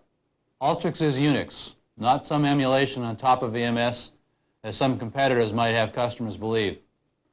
ULTRIX is critical to our computing strategy and to our profit and revenue stream. The bottom line is Digital is committed. What's changed? We're making our messages and directions clear. We'll become more and more focused on this market and respond to the needs of customers. So Digital is committed, and here are 6 ways we are committed in our strategy: engineering dollars and manpower, field manpower, support of ULTRIX on all of our products, support in driving standards, integration and networking innovation in UNIX. I'll review each of these. UNIX commitment means 250 software engineers today in 7 different software centers: Nashua, New Hampshire, New Jersey, Palo Alto, Seattle, Reading, England, Tokyo, and Turin, Italy. This is not research and development, but serious product development. We've increased our investment rapidly. In fact, the money spent today on ULTRIX, the ULTRIX operating system, equals the money spent today on VMS. UNIX commitment means field resources. Digital has tremendous worldwide field resources. We need to do some work in harnessing them to support UNIX worldwide. We provide a 1-year warranty on all ULTRIX systems. We have a sales force of over 10,000 people. UNIX systems can be ordered from our electronic store and be delivered in some cases in 24 hours. Digital has 37,000 service people in 450 locations in 64 countries. We have 14 customer support centers worldwide. What has changed? Our investment will substantially increase in hiring and training dedicated ULTRIX resources. UNIX commitment means support for the full digital product line. Digital is the only computer company that has one compatible family of UNIX systems. From a $4,600 VaxStation 2000 to a $1 million VAX 8800. Customers don't require any recompiling or re-editing to run their programs across that entire range of systems. No one else can do this total compatibility and breadth of the product line for UNIX systems. But we need to do an even better job of supporting our product line. UNIX commitment means support and driving standards. We've gone over this. Digital has made a heavy investment in this strategy of supporting industry standards and driving industry standards for over 20 years. The recent examples include OSI, Ethernet, Ada, and X Windows. UNIX commitment means integration and networking. We feel we do a better job of integrating and networking in an environment that includes MS-DOS, VMS, Cray, OSI, and now Apple. We support all the key UNIX TCP/IP protocols, X Windows, Ethernet, the OSI X400, OSI Mail Backbone, NFS, and IBM communications.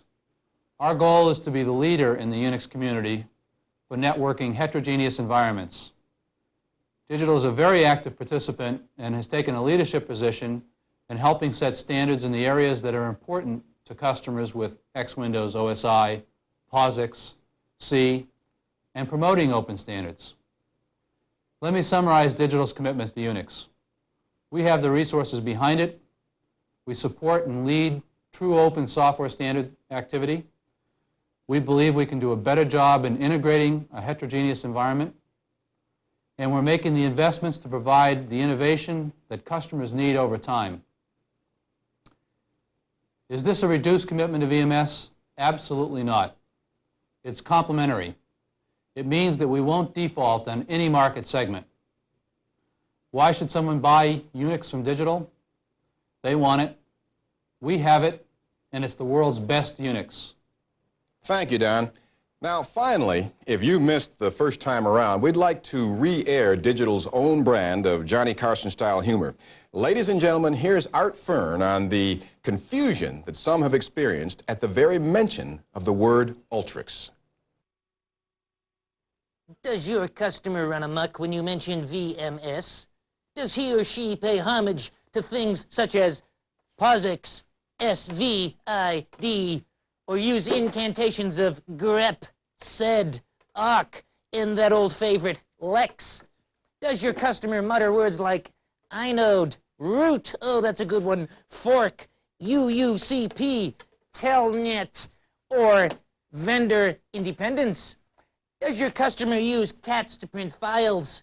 Friends, is your customer a UNIX user? Then he probably has a concubine all his own. Just kidding, friends. Not those kind of UNIX. I'm talking about the UNIX operating system. My friends, I've got the elixir for those nagging customers. It's ULTRIX, not System 5, not SunOS, no, not VMS, not a layered product, not even an incredible simulation, but in fact, the real thing. Yes, my friends, ULTRIX, Digital's UNIX brand operating system. It's Berkeley compatible, it's SVID compatible, it's POSIX compatible. Yes, my friends, it's all in one. It boots, it timeshares, it windows, it networks. Yes, friends, all this and DECnet too. It does everything but balance your checkbook. And it's available right now. Just get to Boston's Logan Airport, take the Sumner Tunnel to the Schlosser Cutoff. Have you had your Schlosser Cutoff lately? Oh boy, that smarts.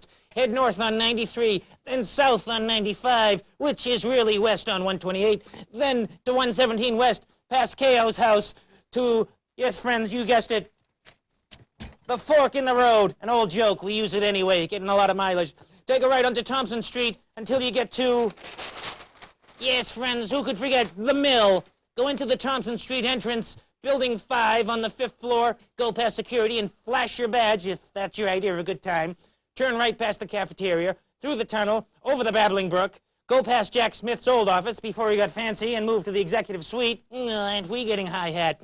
Through those million-dollar manufacturing offices in Building 1-4, go out the center exit door, down the stairs, back into Building 1, turn right, bow towards Mecca, through the tunnel into Building 3-6, turn left, take the freight elevator to 3-1, yes, follow the corridor into the stairwell at 3-1, Building 10-1N 12B, up one flight, go past the lobby security in 12-1, flash your badge again, and by now you'll be arrested, and she may let you into the executive suite. She will buzz you into Ken's office in exchange for your badge number and blood type. That is where you can pick up your ULTRIX kit.